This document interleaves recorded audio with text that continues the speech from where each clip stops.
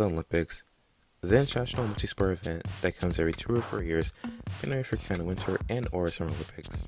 An event that existed for around 130 years in its modern iteration that was inspired by ancient games in ancient Greece that happened around 776 BC to around 393 AD. A time in which for 2.5 weeks, athletes from all over the world come together in a city or region and compete to see who gain the gold, silver, or bronze.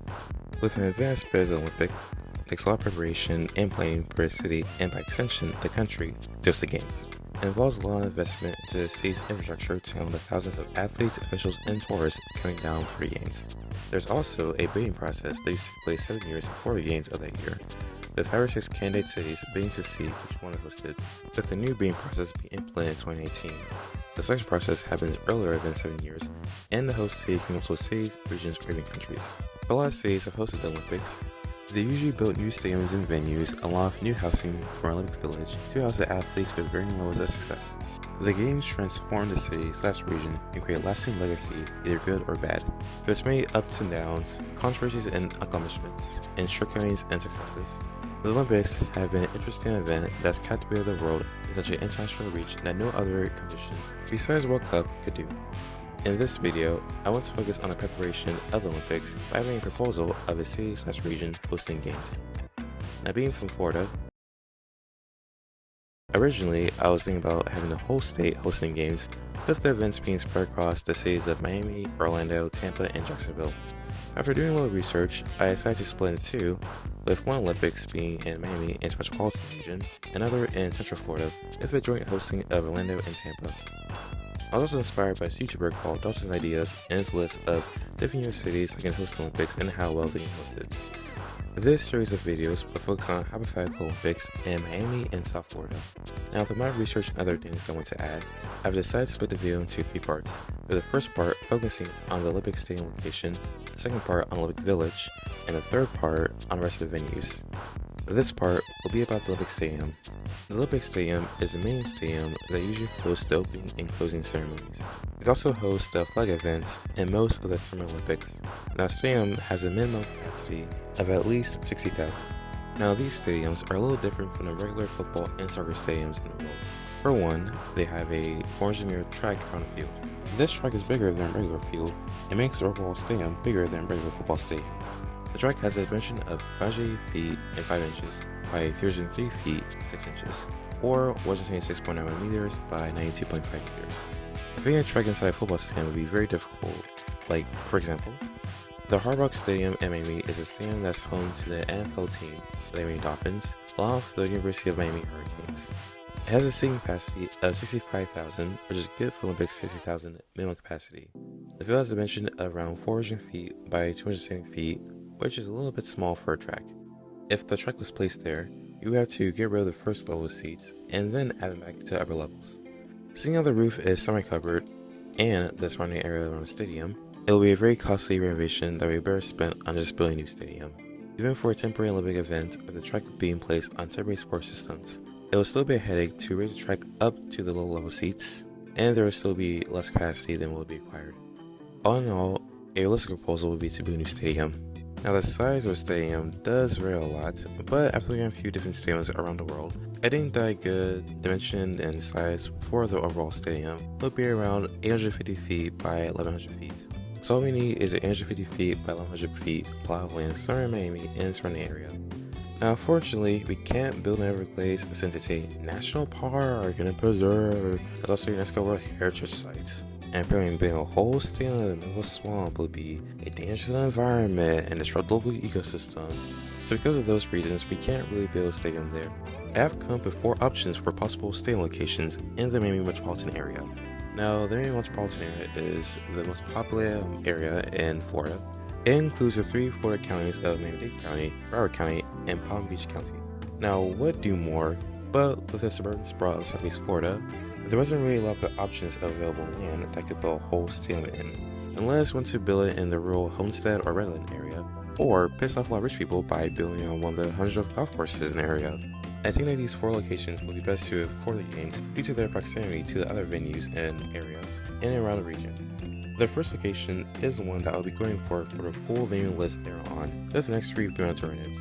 For most least desirable, here are the 4 stadium locations. The first one is near the Hard Rock Stadium in Miami Gardens on the intersection of Northwest 27th Avenue and Northwest 109th Street in the Highlight area. This area does have just enough space to fit the stadium, but there's an extra space left over for other things.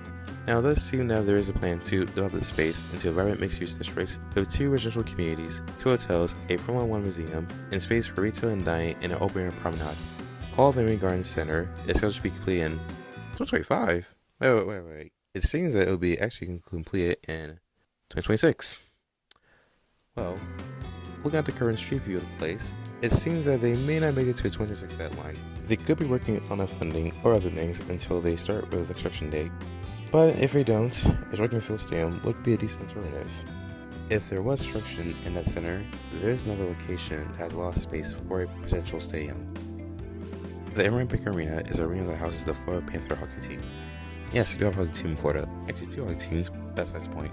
As with many arenas in America, it is surrounded in a sea of asphalt and service parking lots. But in this case, the parking lots seem more like wings that spread out from the arena, like a majestic gray eagle that will soar over the natural beauty of strip malls and highways and large single-family homes that dominate most American cities and span for miles and miles and miles and miles. With the parking lots, there's a lot of space to put a stadium there while still having ample parking spaces for its car-dominant country. Now, because city people that own the arena might want to keep their precious parking spaces and not want the stadium taking some away, but I think it won't affect them too much, especially with the Sawgrass Mall across the street providing extra parking for them on game days. It can be on the left or right side, but I think the left side looks better for it. There's also the area south of the arena in Northwest Sawgrass Mall, inside Northwest 136th Avenue, Red Summer Road, Sawgrass Mall Circle, and Green Toad Road that might have enough space for it. Both the roads from 136th Avenue to Sawgrass going closer together, it might be a bit hard to fit in there. Even though the stadium will be located around 30 miles from Miami and their county and city, it is still in a metropolitan area. The third location will be somewhere near a university. A nice location near Miami that has evolved and changed in decades, that has existed with a mix of both old and new buildings, and even having an animal mascot. Florida International University.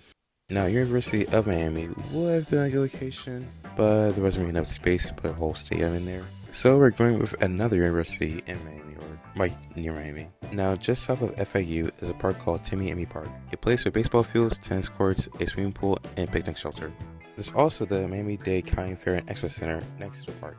The stadium will be located in a grass parking lot between the center and the park.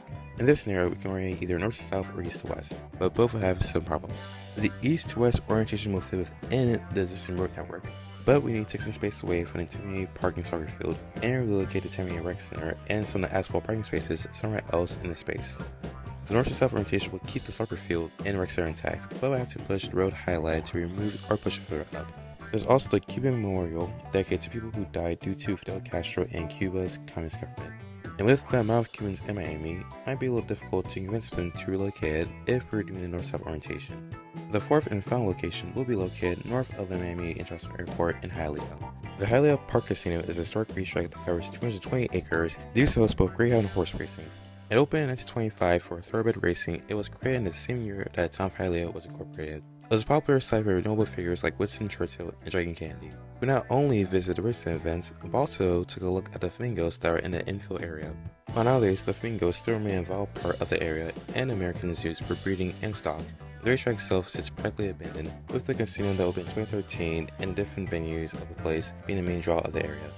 Currently, there's a development of 343 homes and a charter school being built just east of the racetrack at the edge of the park. Seeing how the racetrack is in the National Register of Historic Places and flamingos still being in the area, it does limit where it's typically placed. Originally, I was thinking about putting it on the southwest edge, but besides another buildings being there, it wasn't enough space. Northwest edge does have enough space to fit the stadium on north-south axis. Although we have to get rid of some of the beloved parking spaces of the casino and the road on the left side of the parking lot. There will also be cycle planes from the people of Hialeah about the stadium in the area, especially so close to the historic racetrack and how it impacts the flamingos. But I think that there would not be much harm in impact by the stadium. Another thing about the location is that, unlike the other locations that we discussed previously, this one would not be close to any of the venues that could host the different events throughout the games. Now, with these 4 locations, I want to quickly go over some of the advantages and disadvantages about them. For our first location near Hard Rock Stadium, the advantages would be political familiarity and experience with large stadium operations, existing parking, security, traffic management, and broadcast capacity, strong highway access, meaning the Florida Turnpike, I-95, and the Palmetto Expressway, and its ability to share infrastructure with Hard Rock Stadium, meaning its parking and utilities.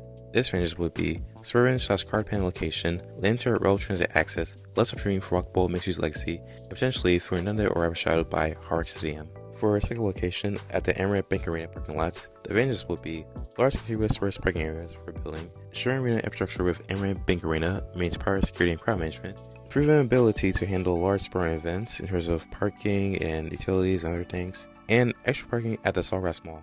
The disadvantages are outside Miami-Dade County and to coordinate with Broward County, where the parking lots are located at, very limited public transit options, and just like the first location, a very suburban card pan location, and less opportunity for walkable mixed-use legacy.